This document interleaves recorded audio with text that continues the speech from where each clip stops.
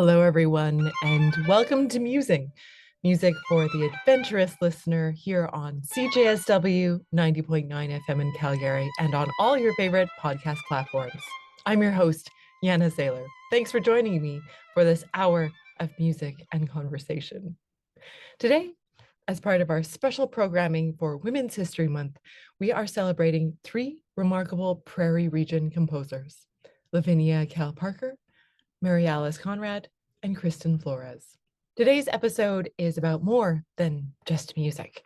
It's about the lived reality behind it, the triumphs, the self-doubt, the deadlines, the invisible labor, and the steady insistence on making art anyway.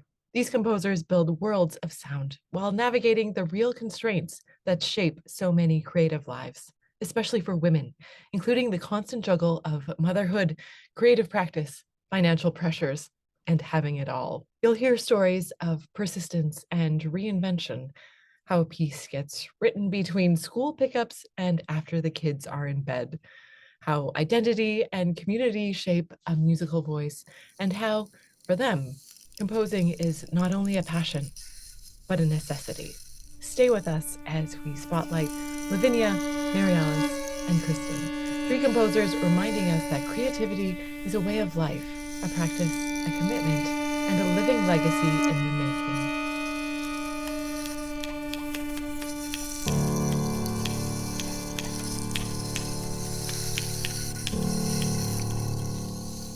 So hello, my name is Mari Alice Conrad. I'm a composer near Edmonton, Alberta. And my journey to composition is a little bit unique in that I've been a musician my whole life, but it took a while to narrow the path to come towards composition. So in terms of how I would describe myself as a composer with such a wide variety of experiences and of course life experience, I think I would say that I enjoy challenges in terms of working with a variety of genres and ensembles and musicians. So collaboration to me is very important. I take each project as a fresh new canvas and a new approach. I feel like because I am still developing my voice, that there's also room to explore things and the freedom to get into different things that maybe perhaps I wouldn't have normally explored. And also having the formal training in place has also given me those opportunities to really explore and invest some time and energy into all those different aspects of music. So yeah, I think that's where I'm at right now, is that I take on each project and I'm excited to collaborate. That's the most important part for me, is that interaction and relationship with musicians, and then finding a way to tackle the ideas that we're collaborating with together and then find a unique way of expressing that is fitting for both myself as the creator and the performers.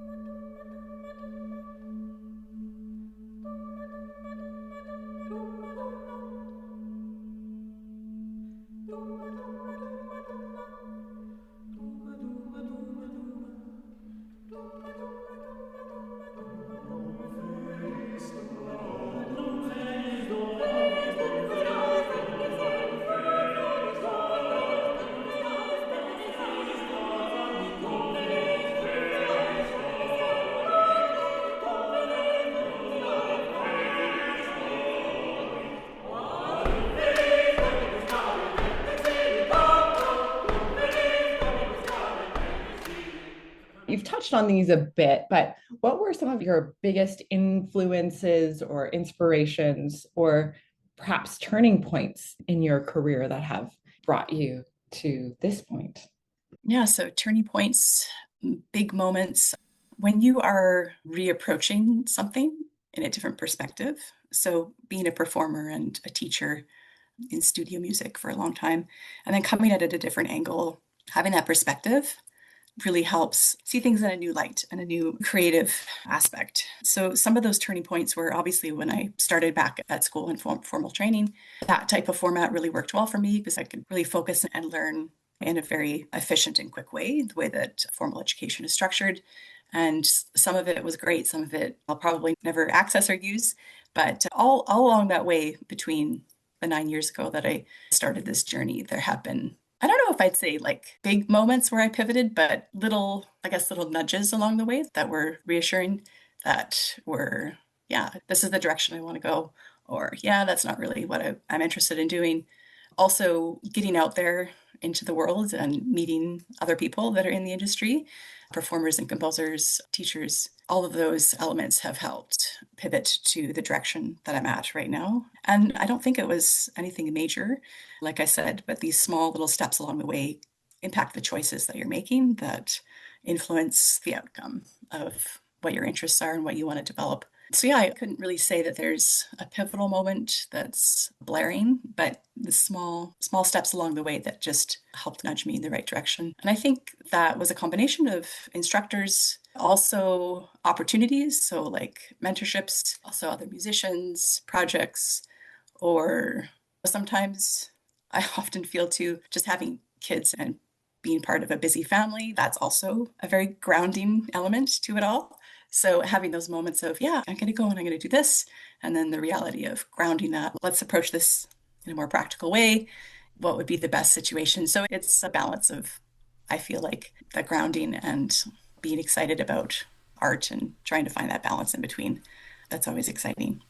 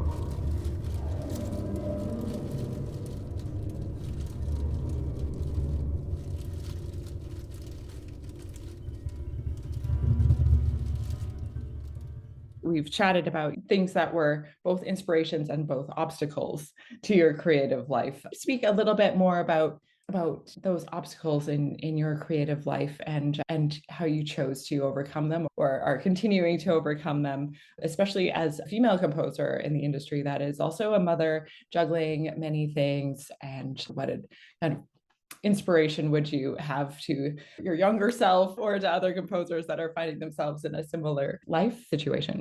There's plenty of obstacles, but I don't think that's any different than anyone else. It's just different obstacles come in different shapes and forms. It's how you work through them and decide if they are prohibiting you from getting to where you want to be, to make those changes or to work with them. And I think often, like specifically for me, obstacles always are related around time.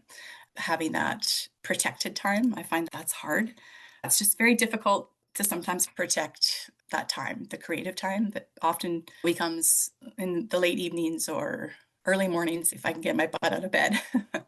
But it's often one of the trickiest things for me is to just get that time in. And I don't think that's any different from anyone else because time is always a tricky commodity. But women, we often juggle a lot of responsibilities, some that are more hidden than others that people often don't really notice. But yeah, it's protecting. For me, the biggest thing is obstacles in protecting my time. And yeah, I've learned to structure my day so that I do have that protected creative time that, especially because I have a studio at home that I work at, that you have to train people around you to respect that creative space so that you can get stuff done. Also, another obstacle for me is that because I'm quite new to composition, I feel like I'm still quite new, is that I don't quite know how long things take. And so that's also a challenge in terms of planning projects. I'm getting a little bit better at it in terms of some type of projects. Other projects, I'm still learning that all. So there's that element in it too that also throws a wrench into the managing of the time, is that to finish this piece, but in terms of how long it will take, that's an experience thing that will come as I continue to develop that skill. But it's also a challenge for sure. So yeah, so scheduling, things that have helped me overcome it is I've had a few mentors along the way that have really helped demonstrate how to manage that creative time, especially with other demands, whether it's teaching or presenting or doing workshops or even managing a household or children at home. There's a handful of mentors that I've had that have given me that insight, and sometimes not always formally, I guess, but sometimes just by modeling that. That's been really helpful. What's next for you creatively? Yeah, I'm just finishing up a project for the Hamilton Philharmonic Orchestra, which will be premiered on May 2nd in Hamilton, and that's part of their Composer Fellowship program, which has been a fantastic opportunity for me throughout the year. I've spent a few weekends in Hamilton and worked with the composer in resident there and also the director and the orchestra, and learned how an orchestra functions, how it operates, and how composers can be a contributing factor to that. I'm also working on a new piece for violin and saxophone, which will be premiered later this fall. This past fall, I had 3 recordings come out, which was really exciting. So that was a project with Erin James, violinist. There was that composition project for violin, piano, and amplified objects. Another was a piece for wind ensemble for the Edmonton Winds called The Mountains Rend Themselves Apart. That was a recording that came out, and that was a beautiful collaboration as well with Ray Burry. And also have a choral piece that came out in a collection in the fall called Dum Felis Dormit, which is basically it was a fun choral piece written from the Latin proverb about when the cat is away, the mice will play. It has some theatrical elements to that and some Hocket elements. And yeah, that was a really fun project as well. I have Dr. Brad Parker from the University of Lethbridge has been taking one of my pieces on the road for solo prepared piano. And that one was part of my collection of prepared piano pieces called Atmospheric Etudes. The one that he's doing is #1, Troposphere. And so that's been a lovely collaboration. I did write that in 2020. So it's been a fun opportunity to collaborate with him on bringing some new interpretations to that piece. And he's doing a fantastic job of that. And he'll be traveling all over Alberta, actually, as well. And he's taken it to places in France as well. There was a recent piece that I wrote for the University of Alberta Symphonic Wind Ensemble that was just premiered on February 8th of this year at the Winspear Center. And that was premiered. Dr. Angela Schroeder actually conducted that.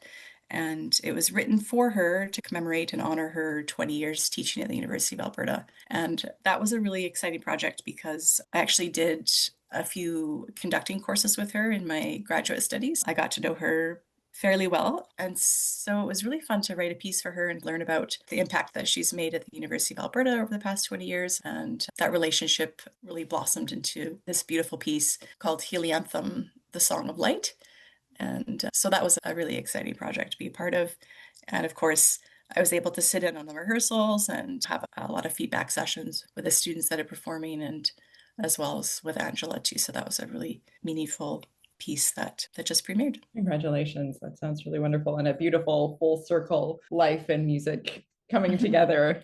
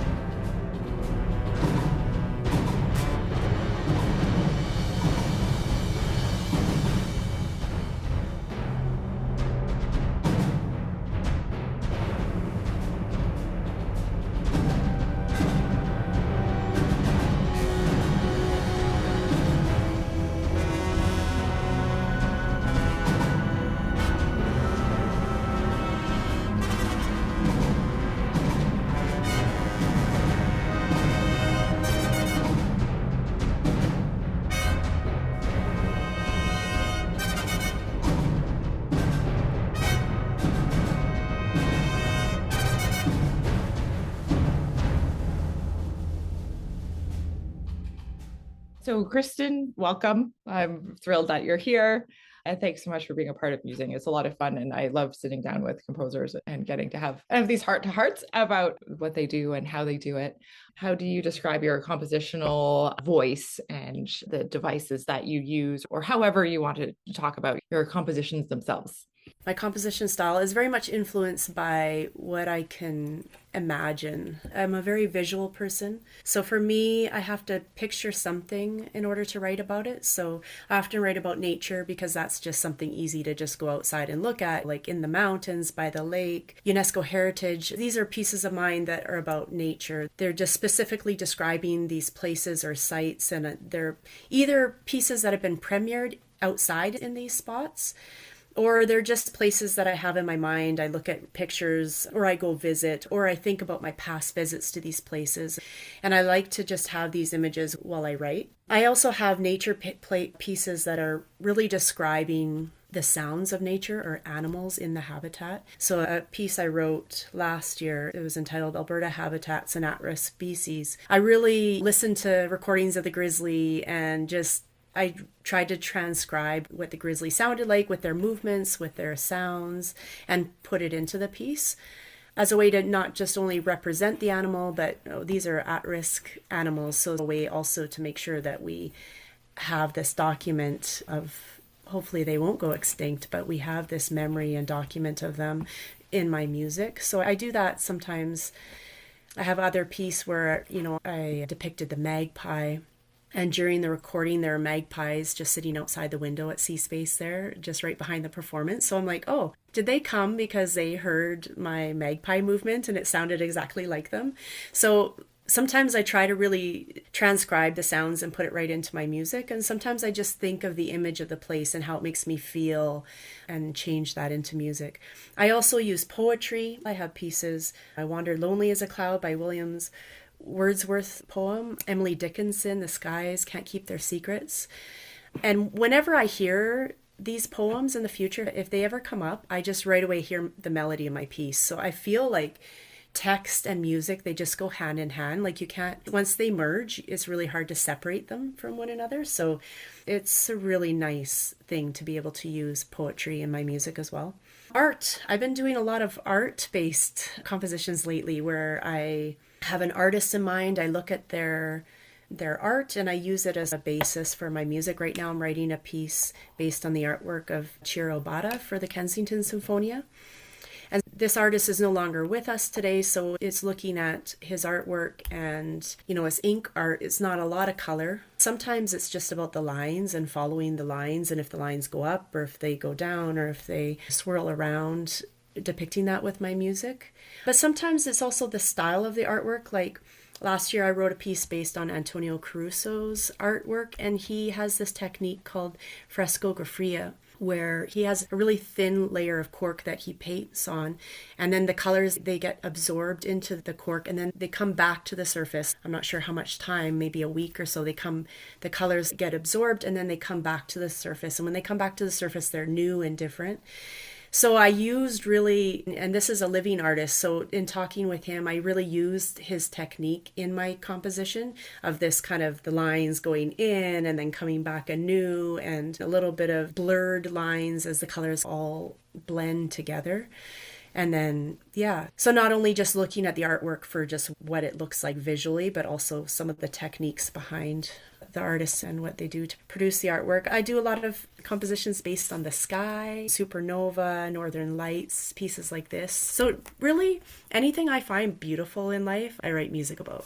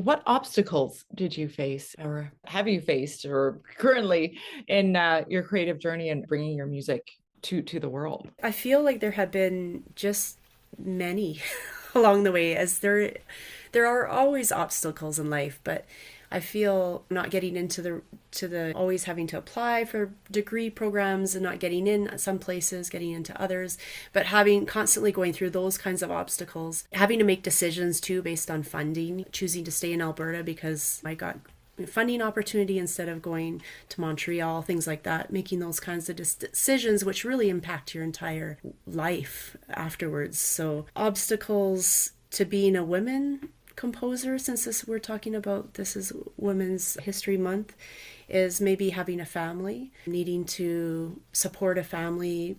For me, I had 3 kids, so it's being pregnant 3 times and breastfeeding for a year each time, and so it's taking time off work and it's taking care of the kids because daycare costs more than going to work. Why would you pay someone else to take care of your kids when you know you can do a better job yourself? So it's going through all those kinds of thoughts and trying to remain active in something that I love, and not only love, I'm passionate about being a composer, I love it, but also I got my education in that, so trying to keep relevant and continue. But in order to compose, you really need peace and calm and tranquility and alone time, which you don't have in those first few years when the kids are young. So I didn't compose probably for kind of 10 years there, probably 8 years at least, 6 to 10 years. It was really tough, and I didn't compose anything at all.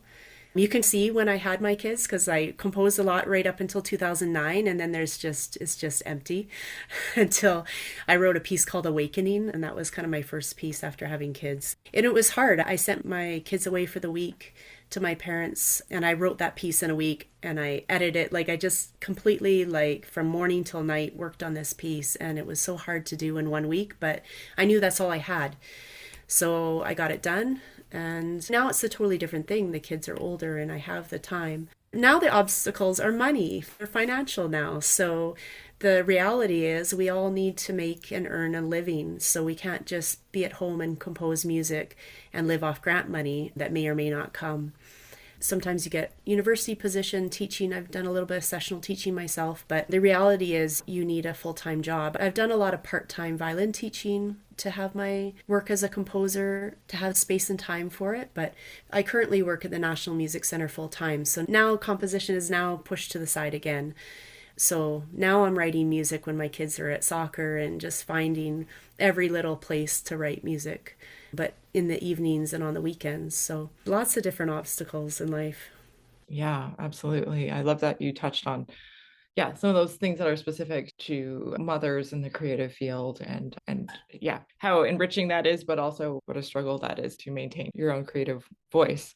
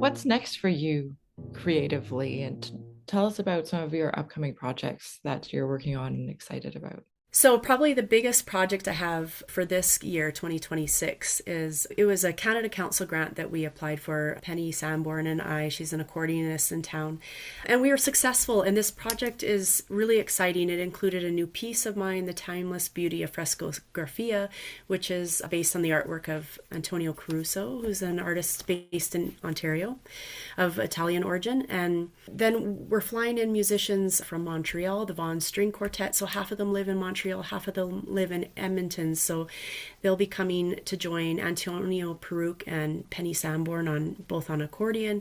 So string quartet with 2 accordion, and this piece has been premiered. They did premiere it with a different string quartet last year, but now it'll be performed again by the Vaughan String Quartet, which is who it was written for. And along with this performance, which will be in Canmore, and this is all happening in the fall, we'll also be doing a workshop at the University of Calgary. We'll be doing a recording at the National Music Center. So it's just a nice project with so many different layers to it. So I'm really excited for the fall for that project. I'm currently writing this piece based on Ciro Bada's artwork for Kensington Symphonia. So that one's almost complete. I'm just about to start finishing the last movement of it, and can't wait to get that sent off to them so they can premiere it in the spring, hopefully. There's quite a few recording projects. So Piotr Grella Mosaico in Edmonton, you probably know him well because he's a CMC associate composer. He really supports my work with recordings. So he's included my music on a lot of his recordings, and there's one that is sort of in editing, mixing, mastering phases. It's a solo bassoon piece, Earth's Essential Forest. So that one will come out in the next year or so. He's also invited me to write a new piece for solo cello. Amy Nicholson is doing a recording project with him. So I'll write a new piece for solo cello for that.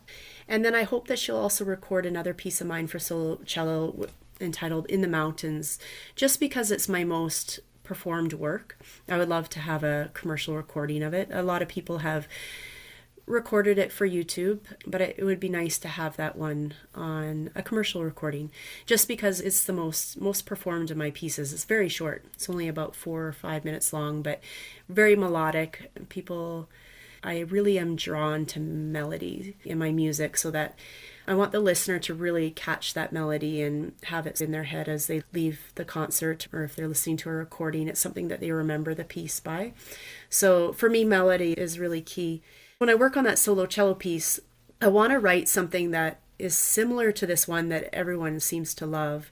And I think what I need to do is really focus on melody, again, like I did for In the Mountains. So that recording will be upcoming. I have to write the piece first. And then this other project I touched a little bit on earlier with some musicians from my roots from when I was young. We're all meeting back in Camrose. We're trying to find funding right now, but some are as far away as New York City and others in Manitoba.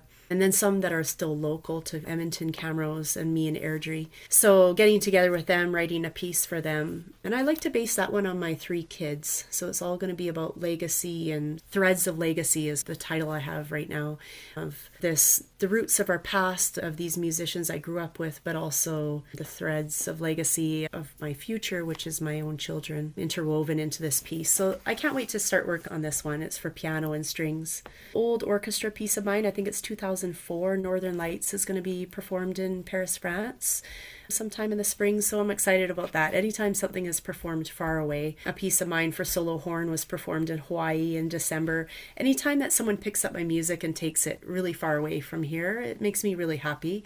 And they do that because of the CMC. They find my music on the CMC, and that's why it's such a good resource.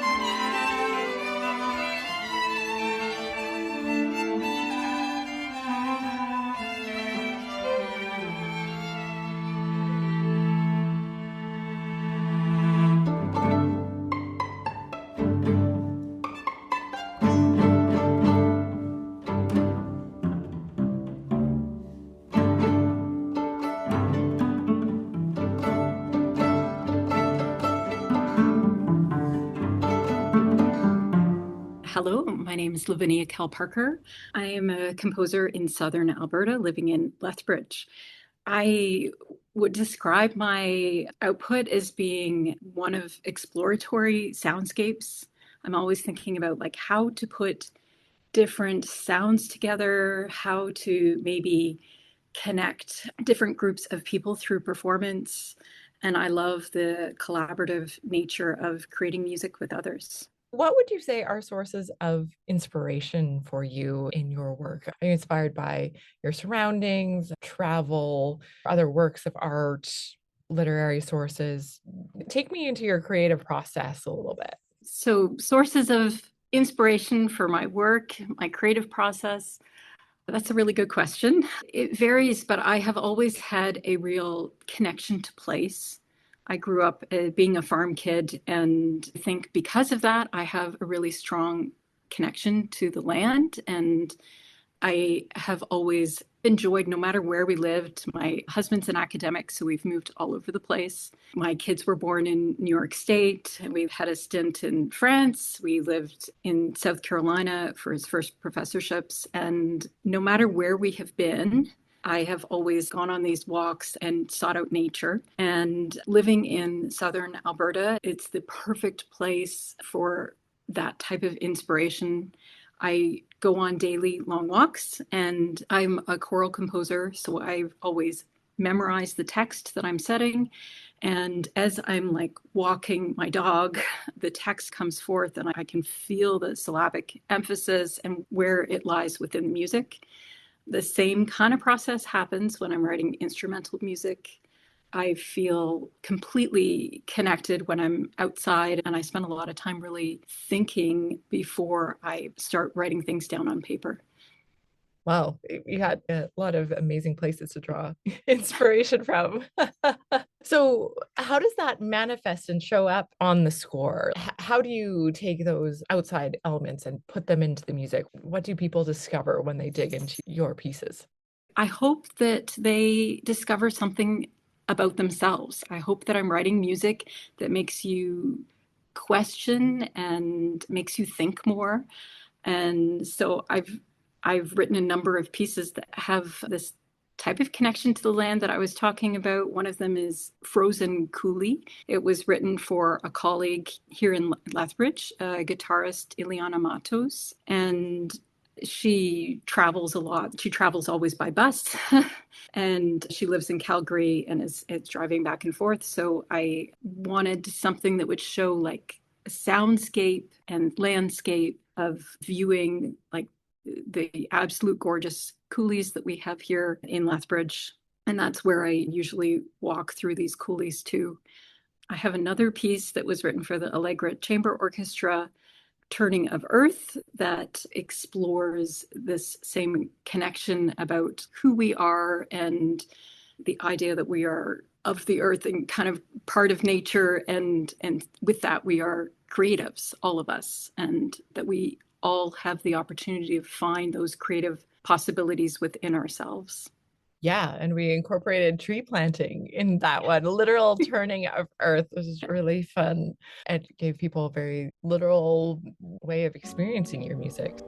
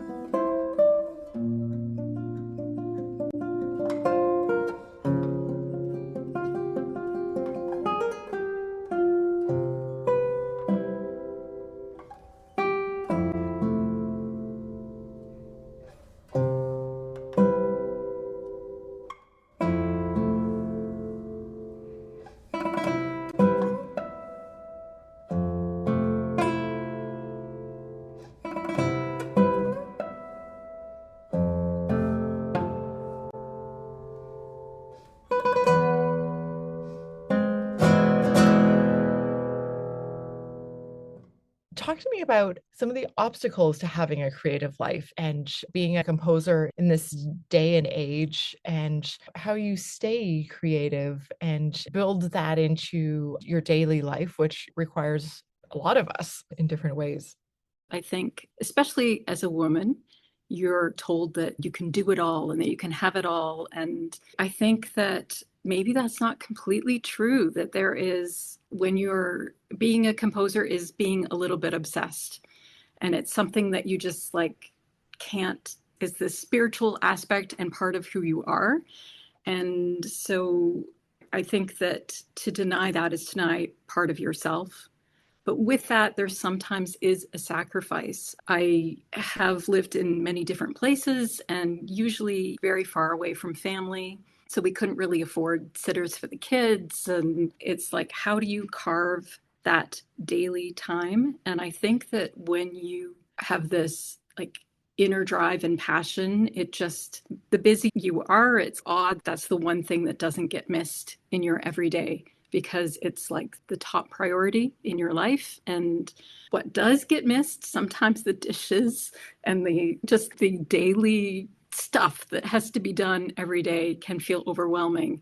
So I want to encourage, if there are other women out there, we tend to take that kind of load maybe traditionally more so than men, and that maybe it's okay not to do it all, and to prioritize what is important, the people in your life and your passions. Sweet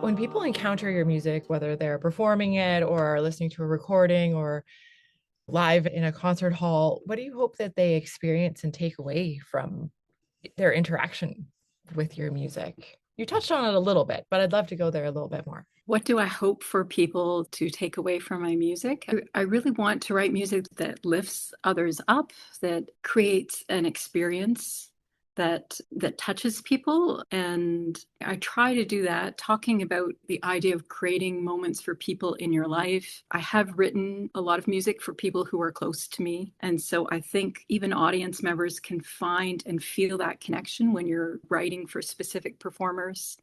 One of those recent performances was for the U of L singers, where my son was a choral scholar.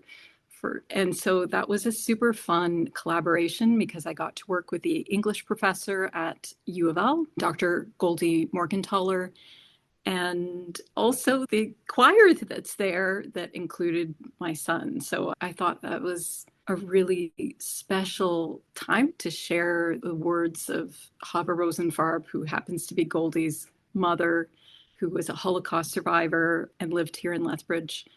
It just was a really profound and meaningful connection for me with my family, but also I think the audience could feel that themselves, like how deep and important this collaboration was, and that the work means something even beyond what we think. It was just music. Yeah, and music is such a wonderful vehicle for some of those difficult stories, but also for carrying connection. Talk to me about some of your collaborations that perhaps shaped you as a composer, or some of these bigger projects that really stretched you or opened up new creative possibilities for you. A project that has opened up new possibilities. I have to say, every single time you take on a project, it creates like new learning opportunities and new experiences, and it really helps to move you forward as a composer. It's hard to single out just one, because every single opportunity that I've had, I'm just so thankful for, and it has shaped me as a human being and as an artist.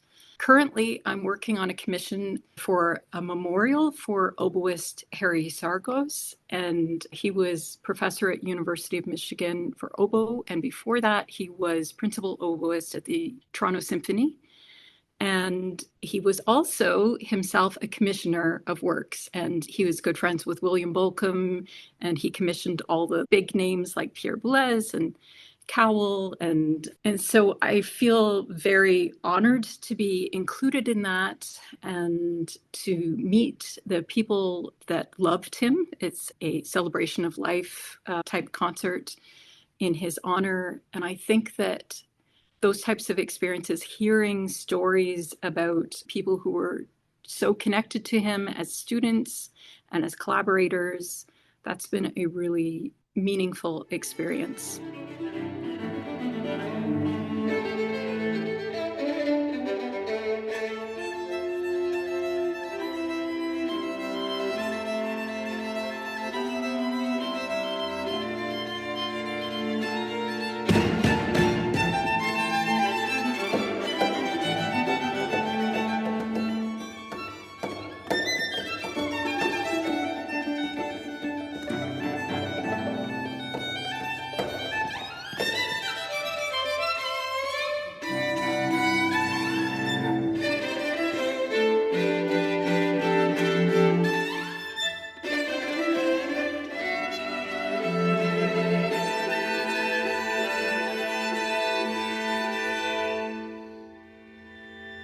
So what's next for you creatively, and where do you see yourself going and expanding as a composer? That's a good question. What is next for me? I'm not certain. I know that everyone else has these like 5-year, 10-year plans. And I feel I've spent my life, because I did follow my husband's career. And I feel like I'm just starting out in some ways. And I am really eager to pursue new opportunities. And maybe I always feel like I have something more to learn. I hope to grow and expand as a composer and as an artist, and I'm dreaming big. So I don't know. I think as women, sometimes we feel like we maybe shouldn't do that, and think maybe it's my time, maybe it's other people's time too. Yeah. Thank you for having me here today. This has been Musing on CJSW 90.9 FM in Calgary. I'm your host, Janna Sailor. Join me each Monday for a fresh new episode highlighting Canadian creators in action. Musing is a production of the Canadian Music Centre Prairie region. Musing is produced on the lands of many Indigenous peoples across what is now known as Canada. We acknowledge the First Nations, Métis, and Inuit peoples whose stewardship, knowledge, and creativity continue to shape this land. We recognize them as the original music makers, creators, storytellers, and caretakers of our land, and we offer our respect and gratitude. Until next time, thanks for listening. Take care.